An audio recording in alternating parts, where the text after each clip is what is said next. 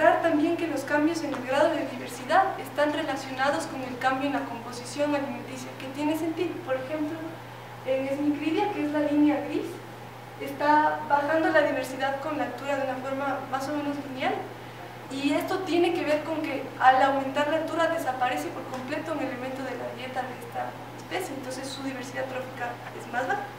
En cambio, tanto en Leptoifes como en Anacroneuria tenemos una forma más bien como de jorobitas, que justamente coincide que hayan mayores grados de diversidad, donde tenían Anacroneuria un aumento en el grado de material particulado fino de su dieta y Leptoifes un aumento en la proporción de las algas.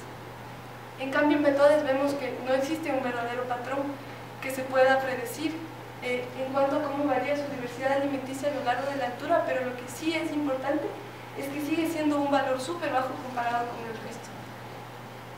Entonces, toda esta información nos hace, o sea, estamos hablando de especies que sí son plásticas, porque se encuentran a lo largo de la gradiente altitudinal, son algunas veces llega a ser casi 2000 metros de la diferencia de donde están.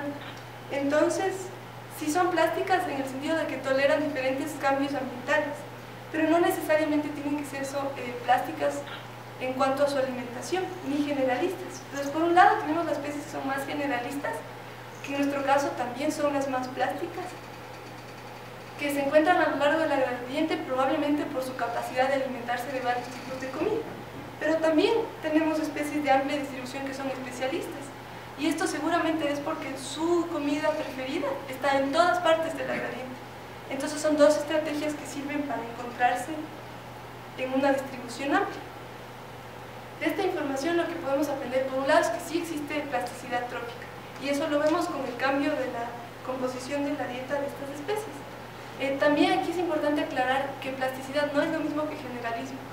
El generalismo está expresado por los índices de diversidad, es decir, cuántos tipos de comida come esa especie. En cambio, la plasticidad tiene más bien que ver con cómo cambia lo que se está comiendo a lo largo de la gradiente altitudinal. Entonces, sí encontramos que especies más generalistas tienen como se permiten ser plásticas, pero las dos no tienen que estar juntas siempre. Además, estos datos que encontramos nos dan un poco de información sobre el comportamiento de algunas de estas especies. Por un lado, Anacroneuria, que es un depredador activo, no cambia la proporción de quitina que come sin importar en dónde está.